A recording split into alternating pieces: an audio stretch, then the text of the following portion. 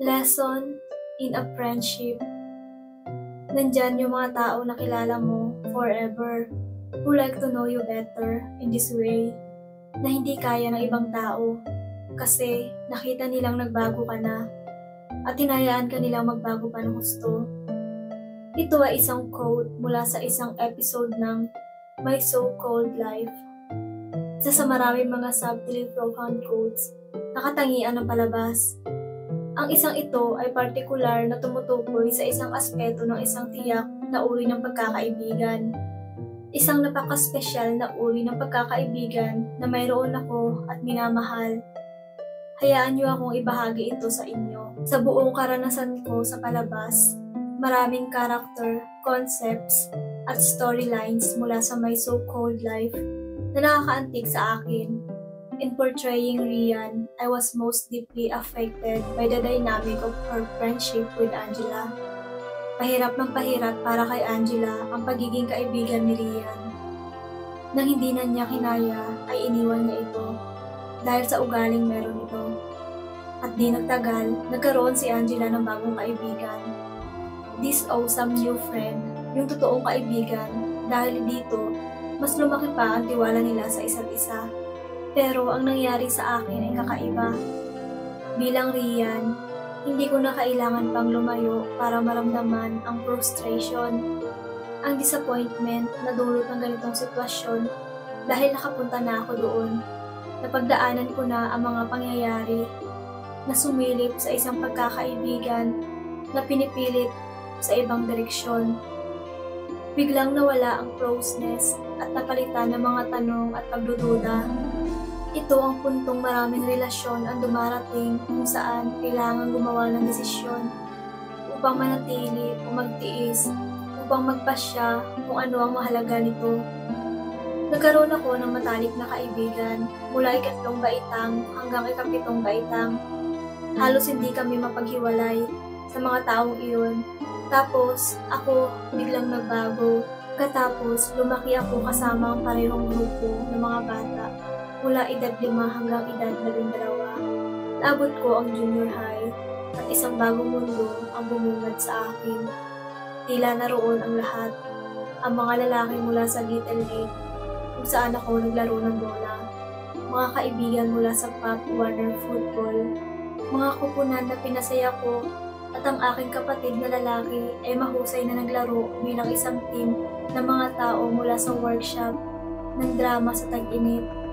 Not to mention my brother, na galing sa ika-9 na baitang, at lahat ng kanyang mga kaibigan na kumupkop sa akin bilang kanilang sariling kapatid. Tinanggap ako ng in-crowd sa pag-iisip na kailangan kong maging cool para makilala ang napakaraming tao, at ang buhay ay palaging may mapagdalhan ng mga tala. Palaging may mapagtsismisan, laging may matatawagan, palaging tungkol sa isang bagay na mahalaga. Ako ay ibang tao sa bawat grupo ng mga kaibigan. I wanted to be everything to everyone, and I became so wrapped in not only all of that, but so wrapped up in myself that I can't see what is really going on. Masyado lang akong abala para ma-realize na medyo naligaw ako. Nagsimulang dumistansya ang aking matalik na kaibigan sa akin. Sa tingin ko, hindi na niya nagustuhan ang naging ako. Ngunit hindi ko nakita iyon. Naramdaman ko na lang na nawalan siya ng tiwala sa akin. Sobrang sakit at hindi ko maintindihan.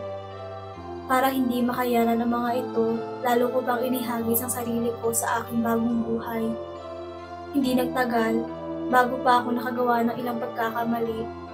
Ang ilan ay mas masahol pa kaysa sa iba, at ang in-crowd ay sumilip sa totoong ako o hindi bababa sa isang tao maliban sa kung sino ang iniisip nila, at tila nabigo ko sila. Kaya lumayo din ang kanilang loob at binitawan nila ako na hindi man lang nila inaalam kung ano ang totoong nangyari. Ang dating mga tinawag na kaibigan ay mabilis na lumiko sa isang melodrama ng chismis. Ako ay pinaalis.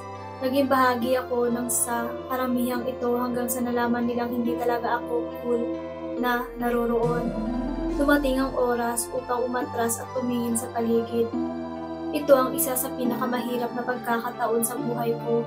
Pakiramdam ko ay nag-iisa ako at labis na nadismaya sa aking sarili. Ang una kong hakbang ay bumalik sa dati kong matalik na kaibigan. I tried so hard to show her that I was sorry for messing up, that I still love her and miss her incredibly. Na kailangan ko siya bilang kapalit. Nakatanggap ako ng mga blankong titig at walang emosyon na tugon. Kaya mas nagsikap ako. Gayunpaman, halos walang bakas ng kapatirang iyon na minsan niyang ibinahagi sa akin. It took me a long time to realize that I lost her, that she had changed too, at nawala ang pagiging mag-best friend namin. Sa paaralan, natagpuan ko ang aking sarili na gumagala sa nutrisyon at tanghalian. Hindi na nakikisali sa iba pang grupo. Being the social butterfly. Noong naisip kong wala na akong mapupuntahan, nadiskubre kong muli ang grupo sa kindergarten. Ang grupong ito ay may base na 5 o 6 sa 6 na aktwal na pumunta sa kindergarten na magkasama.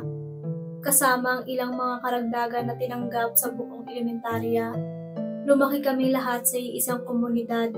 Ibinahagi ang parehong mga paaralan, klase, birthday party at lahat ng ups and downs ng aming pre-pubescent lives. Mas malaki pa ang grupo ngayon. Lahat sila ay nagkaroon ng mga bagong kaibigan. Ngunit sa halip na piliin ng isa kaysa sa isa, tulad ng ginawa ko, isinama lang nila sila. Sa aking pinakamababa, napunta ako sa malayo upang hindi sila imbitahan sa aking birthday party. Naririnig ko pa rin ang tanong ng nanay ko, paano naman sina Susie at Greg at ang iba pa sa grupo sa kindergarten? Habang umiiling siya sa listahan ng imbitasyon ko. Ma, hindi na ako nakikipag-hangout sa kanila, sabi ko. Hindi nga nila kilala ang mga bagong kaibigan ko. Tsaka kung mag-iimbita ako ng isa, kailangan kong imbitahan silang lahat. Kalaunan, after ko mag-party, nakatanggap din ako ng mga imbitasyon sa bawat isa sa kanilang mga birthday party at bar sa mga taong iyon. Sinubukan kong hindi mahalata ang daan pabalik sa circle of friends na ito. Hindi inaasahan na magiging madali ito. Ipinagpalagay ko na makukuha ko ang nararapat para sa kanila na maging malamig at ibukod ako tulad ng ginawa ko sa kanila. Kinailangan kong kunin ang pagkakataong iyon. Ako ay ganap na nahuli sa kawalan ng kung gaano kaunting pagsisikap ang kailangan upang madama ang muling pagtanggap. Wala talagang sama ng loob, tanging kaginhawaan at hindi inaasahang pakiramdam ng pag-aari. Ito ay hindi ka panipaliwala, na parang walang paglipas ng oras. Pinulot lang namin kung saan kami tumigil. Sa mga sumunod na buwan, napagtanto ko na habang nakikipag-hangout ako sa kanila, mas nagiging insecure ako. Ako ay isang bagong tao sa kanila, pero isa ito sa aking nagustuhan. Ngunit may isang bagay na hindi ko nakuha, isang bagay tungkol sa pagiging napakadali nito. I mean, hindi ba sila nasaktan noong halatang pinili ko itong ibang mga kaibigan ko kaysa sa kanila? Hindi ba sila nawala ng tiwala sa akin? O nandidiri sa katotohanan na tinanggihan ko ang kanilang pagkakaibigan? Hindi ko lang naramdaman na talagang masaya ako sa kanila. Hanggang sa malutas ang mga isyong ito, kailangan ko ng mga sagot. Dumating sila makalipas ang ilang buwan sa camp out na inorganisa ko para lamang sa grupo ng kindergarten. Nagbiro sila dahil ito daw ay isang pampalubag loob para sa hindi pag-imbita sa kanila sa aking birthday party. Paglubog ng araw ay nagsiksikan kami sa paligid ng campfire. Magdamag kaming nagtawanan, nag-ihaw ng mga marshmallow, nagbilang ng mga shooting star at nag-uusap. Sa wakas ay naramdaman ko ang sapat na tiwala upang ilabas ang aking mga katanungan. Napadaan ako sa kanila at naghintay. After a moment, ang awkward lang sa akin, one of them said, "Yeah, maybe it hurts a little, but," I shrugged, "I don't know, I guess." Nagkaintindihan lang kami at iyon nga. Naintindihan naman nila ako.